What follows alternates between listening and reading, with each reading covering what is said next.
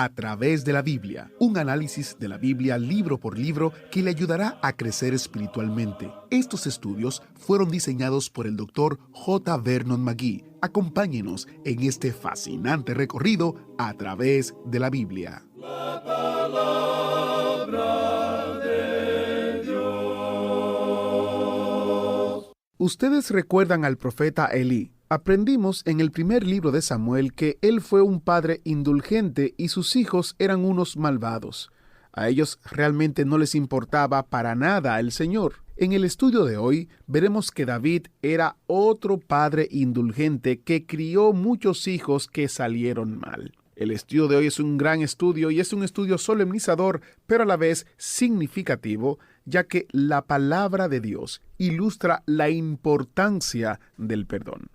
Dicho esto, iniciamos en oración nuestro estudio. Padre eterno, te damos gracias porque tu palabra nos muestra, nos enseña el camino que debemos escoger y la vida que tenemos que vivir para tu gloria. Te pedimos que uses este estudio para mostrarnos eso y más, y que podamos ser personas que seamos luz y sal en este mundo. En el nombre de Jesús te lo pedimos. Amén. Ahora iniciamos nuestro recorrido bíblico de hoy con las enseñanzas del Dr. McGee en la voz de nuestro hermano Samuel Montoya. Continuamos estudiando hoy el capítulo 12 de este segundo libro de Samuel, y comenzaremos considerando el nacimiento de Salomón. Leamos los versículos 24 y 25 de este capítulo 12 del segundo libro de Samuel. Y consoló David a Betsabé su mujer, y llegándose a ella durmió con ella, y ella le dio a luz un hijo, y llamó su nombre Salomón, al cual amó Jehová, y envió un mensaje por medio de Natán profeta. Así llamó su nombre Jedidías, a causa de Jehová. El nombre Jedidías significa amado de Jehová. Este nombre le fue dado a Salomón por Dios mediante el profeta Natán. Veamos ahora en los versículos restantes cómo David y Joab toman a la ciudad de Rabá. Leamos los versículos 26 al 29 de este capítulo 12 del segundo libro de Samuel. Joab peleaba contra Rabá de los hijos de Amón y tomó la ciudad real. Entonces envió Joab mensajeros a David diciendo: Yo he puesto sitio a Rabá y he tomado la ciudad de las aguas. Reúne pues ahora al pueblo que queda y acampa contra la ciudad y tómala, no sea que tome yo la ciudad y sea llamada de mi nombre. Y juntando David a todo el pueblo, fue contra Rabá y combatió contra ella y la tomó. David está ahora en el campo de batalla, lugar donde siempre debió haber estado. El reino de David continúa extendiéndose y David llega a ser el gran soberano de aquel entonces. Pero, ¿qué de su pecado? ¿Se salió con la suya? Lo que David hizo fue horroroso y terrible. Ahora la pregunta es esta: ¿perdió David su salvación? La respuesta, por supuesto, es que no. No perdió su salvación. Allá en el Salmo 51, versículo 12, David oró diciendo: Vuélveme el gozo de tu salvación. Notará usted que David no pidió que Dios le devolviera su salvación, porque no la había perdido. Sin embargo, sí perdió su alegría. Y esa alegría había resultado de su comunión con Dios. Este hombre tenía una pasión, un amor para con Dios que muy pocos hombres tienen, y ahora quería de todo corazón entrar nuevamente en esa comunión con Dios. No podía pecar y permanecer impune. Hay muchos que dicen que todo lo que uno necesita hacer hoy en día es confesar su pecado y volverá inmediatamente a su posición. Volverá inmediatamente a su posición en cuanto a su comunión y compañerismo con Dios. Sin embargo, amigo oyente, si usted cree que puede salir y cometer pecado, y luego apartarse sin mancharse y que ese pecado no influirá en usted, es cierto que no sabe mucho en cuanto a Dios ni en cuanto a la naturaleza humana. Todas estas cosas, amigo oyente, influyen psicológicamente sobre nosotros.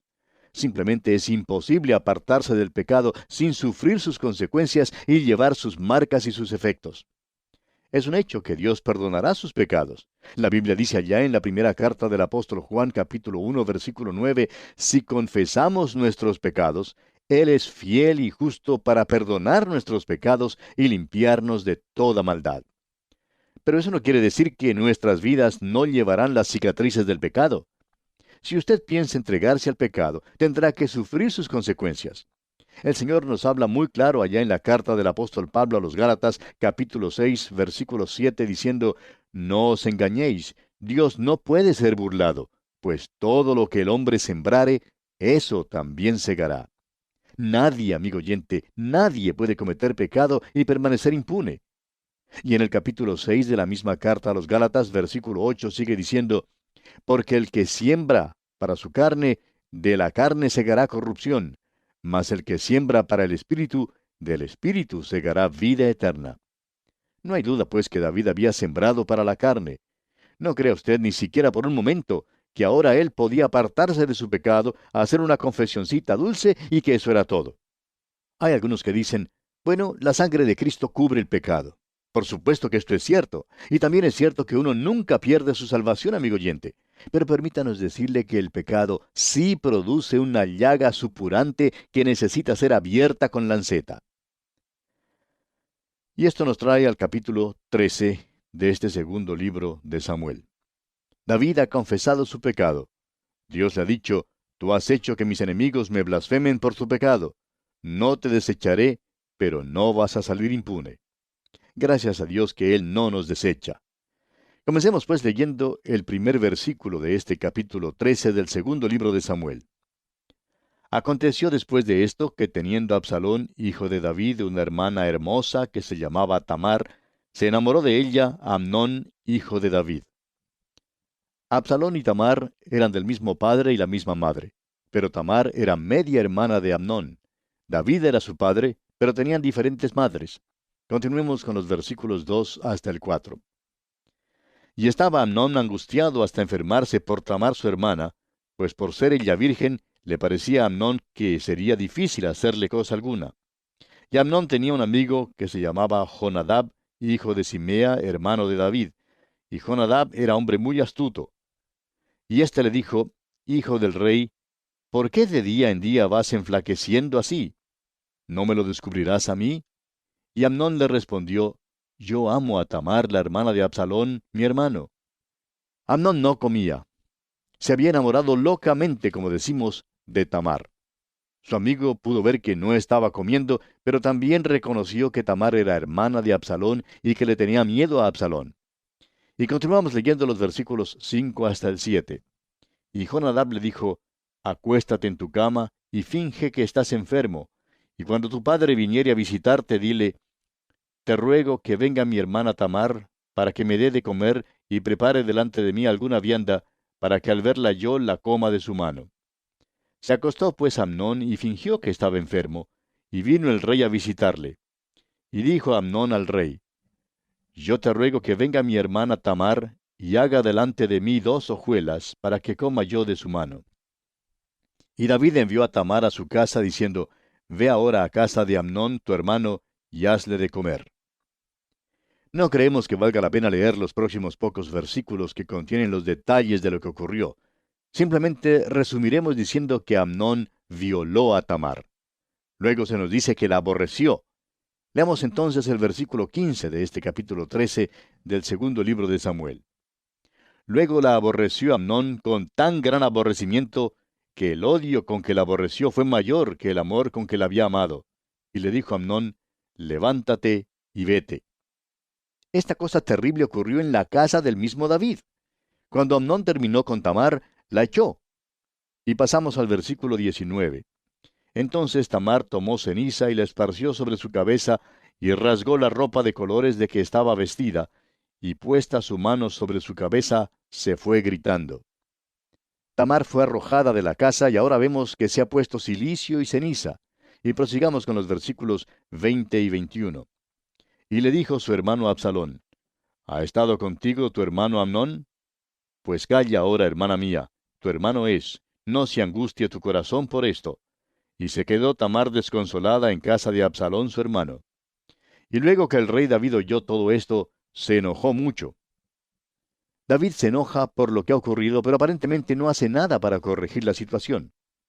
David era como muchos otros hombres en la Escritura. Era un padre indulgente que crió un montón de hijos que salieron mal. Eso ha sucedido muchas veces. Esto fue lo que pasó con el anciano Elí, sumo sacerdote de Dios.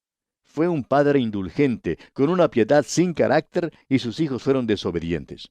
Sus 2 hijos fueron muertos por los filisteos cuando el arca fue capturada. Luego llegamos a Samuel. Se crió en el mismo ambiente que se criaron los hijos de Elí. Uno creería que habiéndose criado en un ambiente corrupto, Samuel fuera más disciplinario, más estricto y que hubiera mantenido alguna autoridad y control sobre sus propios hijos. Pero no ocurrió así. Y sus hijos resultaron también corruptos y malos. Y ahora llegamos aquí al rey David. Conoció a Samuel, conoció a los hijos de Samuel. Uno creería que habría sido más rígido con sus hijos, pero no lo fue. Él también fue un padre indulgente. Pronto consideraremos otro caso que también demuestra que David fue indulgente. Pero en cuanto a este caso aquí, es evidente que David no hizo nada. Lo único que ocurrió fue que se enojó mucho por lo que Amnón hizo a su hermana Tamar. Es posible que hasta regañara a Amnón, pero no vemos que le aplicara alguna disciplina. Ahora, el problema principal hoy en día, amigo oyente, en los hogares cristianos, se debe a la falta de ejemplo de disciplina por parte de los padres. Amigo oyente, si usted es cristiano y tiene en su hogar un hijo descarriado, no pase su tiempo regañándolo o sermoneándole. Esto no tendrá ningún efecto positivo sobre él. Dele más bien un ejemplo. Haga algo antes que lo pierda. Empiece ahora mismo a hacer algo, porque vendrá el día cuando su hijo se irá. Ahora, David era un padre indulgente. David no se presenta como un padre perfecto de ninguna manera. Esta es otra tacha suya. El problema con muchos de nosotros que hemos servido en la obra cristiana es que probablemente nos hemos descuidado de nuestras familias por un supuesto amor a la obra. Hemos disculpado nuestro descuido diciendo que nos hemos ocupado en la obra cristiana. Debo confesar que si me fuera posible volver a empezar de nuevo y hacer las cosas otra vez, pasaría más tiempo con mis hijos. Los padres cristianos tienen que darse cuenta que tienen que pasar tiempo, bastante tiempo con sus hijos. Ahora, no vaya usted a creer que usted está criando a un angelito. Hay muchos padres que tratan a sus hijos como si fueran un cruce entre una orquídea y una pieza de porcelana fina. Creen que si los castigan, se van a romper o se van a partir. Pero allá en el libro de Proverbios, capítulo 23, versículo 13, leemos: No rehúses corregir al muchacho, porque si lo castigas con vara, no morirá. Pero aquí en el caso de David vemos que David no hizo nada en cuanto al problema creado por Amnón. Por tanto, ¿qué pasó? Bueno, leamos el versículo 22 de este capítulo 13 del segundo libro de Samuel. Mas Absalón no habló con Amnón ni malo ni bueno, aunque Absalón aborrecía a Amnón, porque había forzado a Tamar su hermana. Este es el hogar de David, amigo oyente. Esta es la vida de David en casa. Note usted que no salió bien con su pecado. Dios dice que nosotros tampoco saldremos bien con el pecado. Absalón aguarda el momento oportuno, y está esperando el día cuando le sea posible vengarse de Amnón. Y como lo veremos ahora, ese día llegó. Ahora no pensamos entrar en detalles aquí, pero llegó el día cuando Absalón mató a Amnón. Absalón esperó 2 años antes de actuar. Tenía esquiladores en Baal-Azor y convidó a los hijos del rey que le acompañaran.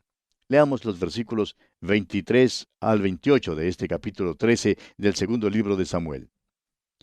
Aconteció pasados 2 años que Absalón tenía esquiladores en Baal-Azor, que está junto a Efraín, y convidó a Absalón a todos los hijos del rey. Y vino Absalón al rey y dijo: He aquí, tu siervo tiene ahora esquiladores, yo ruego que venga el rey y sus siervos con tu siervo. Y respondió el rey a Absalón: No, hijo mío, no vamos todos, para que no te seamos gravosos. Y aunque porfió con él, no quiso ir, mas le bendijo. Entonces dijo Absalón: Pues si no, te ruego que venga con nosotros Amnón mi hermano. Y el rey le respondió: ¿Para qué ha de ir contigo? Pero como Absalón le importunaba, dejó ir con él a Amnón y a todos los hijos del rey. Ahora, siendo que Absalón no había dado señal de querer vengarse, David dejó que Amnón fuera y asistiera a la fiesta. Pero veamos lo que ocurre. Leamos aquí el versículo 28. Y Absalón había dado orden a sus criados diciendo: Os ruego que miréis cuando el corazón de Amnón esté alegre por el vino, y al decir yo, herid a Amnón, entonces matadle, y no temáis, pues yo os lo he mandado. Esforzaos, pues, y sed valientes. Cuando llegó el momento en que el corazón de Amnón estaba alegre por el vino, lo mataron, tal como lo ordenara Absalón. Leamos ahora los versículos 29 al 31. Y los criados de Absalón hicieron con Amnón como Absalón les había mandado. Entonces se levantaron todos los hijos del rey, y montaron cada uno en su mula, y huyeron. Estando ellos aún en el camino, llegó a David el rumor que decía, Absalón ha dado muerte a todos los hijos del rey, y ninguno de ellos ha quedado. Entonces levantándose David, rasgó sus vestidos, y se echó en tierra, y todos sus criados que estaban junto a él también rasgaron sus vestidos. La primera noticia que David recibió era que todos sus hijos habían sido muertos. Pero Jonadab le dijo que solo Amnón había sido muerto. Leamos entonces el versículo 32 y leamos hasta el versículo 35 ahora. Pero Jonadab, hijo de Simea, hermano de David, habló y dijo, No diga mi señor que han dado muerte a todos los jóvenes hijos del rey, pues solo Amnón ha sido muerto, porque por mandato de Absalón esto había sido determinado desde el día en que Amnón forzó a Tamar su hermana. Por tanto, ahora no ponga mi señor el rey en su corazón ese rumor que dice, todos los hijos del rey han sido muertos, porque solo Amnón ha sido muerto. Y Absalón huyó. Entretanto, alzando sus ojos, el joven que estaba de atalaya miró, y he aquí mucha gente que venía por el camino a sus espaldas del lado del monte. Y dijo Jonadab al rey, He allí los hijos del rey que vienen, es así como tu siervo ha dicho. Absalón en realidad era quien había fraguado el asesinato de Amnón, y por eso ahora tiene que huir. Ahora, siendo que los otros hijos del rey también habían sido invitados a la fiesta, al principio parecía que ellos también habían sido muertos. Pero el mensajero le informó al rey que solamente Amnón había sido muerto. Y leemos en los versículos 36 y 37, Cuando él acabó de hablar, he aquí los hijos del rey vinieron, y alzando su voz lloraron. Y también el mismo rey y todos sus siervos lloraron con muy grandes lamentos. Mas Absalón huyó y se fue a Talmai, hijo de Amiud, rey de Gesur. Y David lloraba por su hijo todos los días. Ahora la madre de Absalón era hija del rey de Gesur, y esta es una de las razones por las cuales Absalón huyó a él. Como ya hemos señalado anteriormente, David se equivocó al casarse con esta extranjera. Ahora David lloró por su hijo todos los días, dice aquí el versículo 37. David amaba a este joven Amnón. Había sido muerto y de cierto modo David era culpable. Él debió haber tratado el pecado de Amnón de una manera definida, pero no hizo nada. Absalón esperaba ver lo que haría David y como su padre no hizo nada, aguardó entonces el momento oportuno y por último actuó. Y leemos en los versículos finales de este capítulo 13, versículos 38 y 39, Así huyó Absalón y se fue a Gesur y estuvo allá 3 años. Y el rey David deseaba ver a Absalón, pues ya estaba consolado acerca de Amnón, que había muerto. Amnón estaba muerto y no había nada que David pudiera hacer en cuanto a eso. Por tanto, David quería traer de vuelta al palacio a Absalón, donde podría estar con él. David también amaba a Absalón y él todavía vivía. En realidad, Absalón era el favorito de David. Era hijo de Maaca, hija del rey de Gesur. David se había casado con esta mujer durante su lapso de fe, cuando se apartó de la tierra. Ella dio al rey 2 hijos muy buenos mozos que fueron Absalón y Tamar. Al parecer, David no disciplinó a este hijo impetuoso que era hijo de pagana y beduina. Hasta cierto punto, Absalón parece estar justificado en lo que hizo, siendo que David no hizo nada cuando Amnón pecó. Ahora, después que Absalón mató a Amnón, huyó. David quería traerlo de vuelta, pero no lo trajo. David lo lamentó, y eso es todo lo que hizo. Lamentó a su hijo mientras deseaba que regresara. Creemos que Absalón fue más como David que cualquier otro hijo. Creemos que era la intención de David que Absalón le sucediera en el trono. Sabemos que Salomón no era el favorito de David, y más tarde descubriremos por qué no lo era. Y bien, así concluimos nuestro estudio de este capítulo 13 del segundo libro de Samuel. Llegamos ahora al capítulo 14. En este capítulo, Joab soborna a una viuda de Tecoa para que influya en el corazón del rey, y él permita que Absalón regrese a casa. Luego le trae a Jerusalén. Absalón es traído entonces ante el rey. Comencemos leyendo los primeros 7 versículos de este capítulo 14 del segundo libro de Samuel. Conociendo Joab, hijo de Sarvia, que el corazón del rey se inclinaba por Absalón, Envió Joab a Tecoa, y tomó de allá una mujer astuta y le dijo, Yo te ruego que finjas estar de duelo, y te vistas ropas de luto, y no te unjas con óleo, sino preséntate como una mujer que desde mucho tiempo está de duelo por algún muerto. Y entrarás al rey, y le hablarás de esta manera. Y puso Joab las palabras en su boca. Entró pues aquella mujer de Tecoa al rey, y postrándose en tierra sobre su rostro, hizo reverencia y dijo, Socorro, oh rey. El rey le dijo, ¿qué tienes? Y ella respondió, Yo a la verdad soy una mujer viuda y mi marido ha muerto. Tu sierva tenía 2 hijos, y los dos riñeron en el campo, y no habiendo quien los separase, hirió el uno al otro, y lo mató. Y he aquí toda la familia se ha levantado contra tu sierva, diciendo, Entrega al que mató a su hermano para que le hagamos morir por la vida de su hermano, a quien él mató. Y matemos también al heredero. Así apagarán el ascua que me ha quedado, no dejando a mi marido nombre ni reliquia sobre la tierra. Joab se había criado en la vecindad de Tecoa, y puede ser que había conocido a esta mujer desde mucho tiempo atrás. Sea como fuere, logró que ella abusara de los sentimientos de David contándole su triste historia. Ahora, así como David había empleado el engaño, ahora ella le engaña a él. Avancemos leyendo los versículos 8 hasta el 13. Entonces el rey dijo a la mujer, Vete a tu casa, y yo daré órdenes con respecto a ti. Y la mujer de Tecoa dijo al rey, Rey, señor mío, la maldad sea sobre mí y sobre la casa de mi padre, mas el rey y su trono sean sin culpa. Y el rey dijo, Al que hablare contra ti, tráelo a mí, y no te tocará más. Dijo ella entonces, Te ruego, oh rey, que te acuerdes de Jehová tu Dios, para que el vengador de la sangre no aumente el daño, y no destruya a mi hijo. Y él respondió, Vive Jehová, que no caerá ni un cabello de la cabeza de tu hijo en tierra.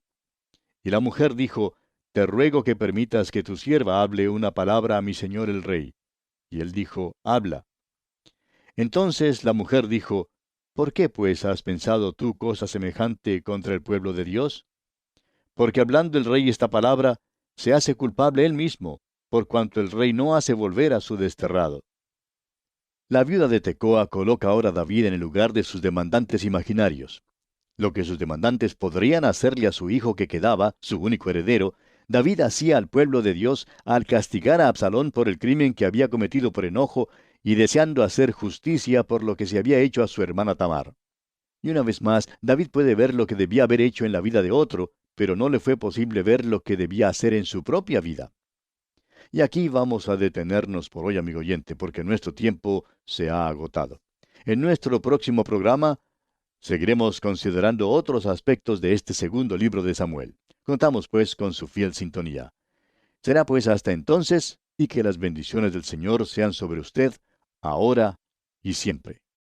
¿Fue de ayuda para usted el estudio de hoy? ¿Desea enviarnos algún comentario de lo que ha estado escuchando? Entonces escríbanos, no espere más. Nuestro correo electrónico es atv@transmundial.org. atv@transmundial.org. Si desea recibir las notas y bosquejos de lo que estamos estudiando, suscríbase gratis en nuestra página en internet a través de la Biblia.org/notas, a través de la Biblia.org/notas. Hemos llegado al final por el día de hoy. Díganos, ¿fue de ayuda para usted el estudio de hoy? ¿Desea enviarnos algún comentario acerca de lo que ha estado escuchando? Entonces escríbanos, no espere más. Si desea recibir las notas y bosquejos de lo que estamos estudiando, suscríbase gratis en nuestra página en internet a través de la Biblia.org/notas. A través de la Biblia.org/notas. Si desea escuchar nuevamente el programa o si se perdió alguno de ellos, visite a través de la Biblia.org. Repito, a través de la Biblia.org o escriba al correo electrónico atv@transmundial.org. atv@transmundial.org. A través de la Biblia.